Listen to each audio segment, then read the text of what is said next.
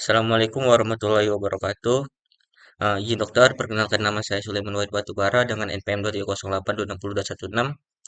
Izin mengerjakan tugas remedial untuk blok obstetri.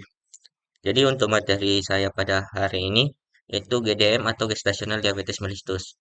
Jadi yang pertama untuk definisinya itu secara definisi itu terjadi intoleransi glukosa dengan derajat bervariasi.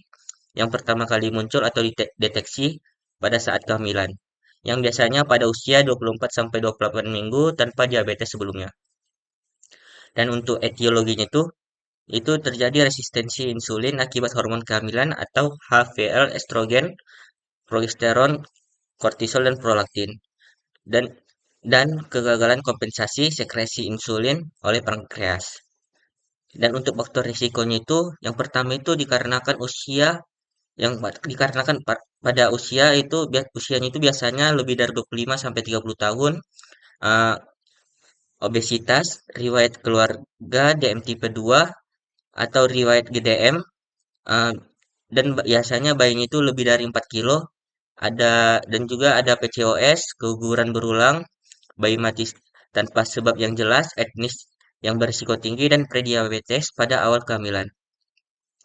Dan untuk patofisiologinya itu yang yang pertama itu dia terjadi karena peningkatan peningkatan hormon plasenta sehingga terjadi peningkatan resistensi insulin yang dimana itu yang menyebabkan dia pankreasnya itu tidak mampu mengkompensasi dan sehingga dia terjadi hiperglikemia maternal itu pada pada ibunya dan hiperglikemia pada janin dan juga terjadi hiperinsulinemia pada janin dan terjadi makrosomia pada bayi dan hiperglikemia pada neonatal.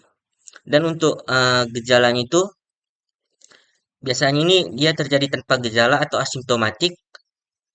Dan untuk misalnya jika ada gejala itu biasanya terjadi poliuria, polidipsia, cepat lelah, infeksi berulang atau ISK seperti kandidiasis vagina dan penglihatannya bisa saja kabur. Dan untuk uh, tanda untuk tanda untuk janinnya itu dia itu fundal haid itu melebihi usia kehamilan atau makrosomia dan hidroamnion yang bisa ditemukan lewat screening rutin 24 sampai 28 minggu. Dan untuk pemeriksaan fisik itu pada umumnya itu dia normal dan fokus pada pundal haid atau makrosomia, tekanan darah pada jika terdapat preeklamsi dan berat badan untuk tanda hidroamnion.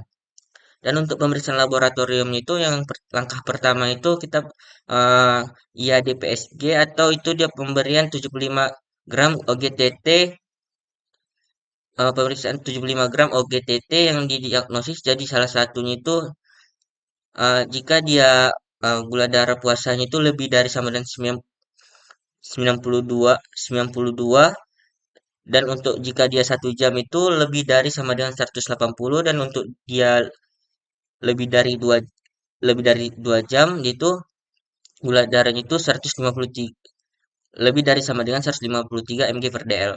Dan untuk langkah keduanya itu GCT itu dengan pemberian 50 gram jika positif lanjut dan OGTT 100 gram yaitu dia diagnosis jika lebih dari sama dengan 2 nilai abnormal. Dan untuk tata laksana farmakologinya itu yang untuk yang pertama itu kita berikan pilihan utama itu insulin jika dia diet atau olahraganya gagal dan memberikan metformin untuk alternatif bila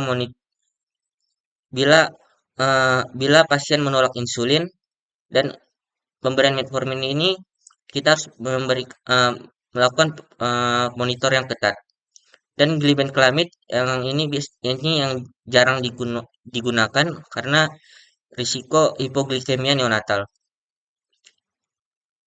Dan untuk tata laksana non farmakologi itu bisa dengan mengedukasi pasien untuk diet atau porsinya yang terkontrol, bisa dilakukan dengan olahraga ringan itu dengan jalan 30 menit per hari dan pemantauan glukosa mandiri dan juga pemeriksaan kontrol kenaikan berat badan sesuai BMI awal.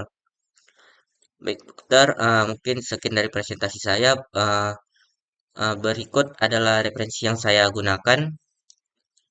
Kurang lebihnya saya mohon maaf. Wassalamualaikum warahmatullahi wabarakatuh.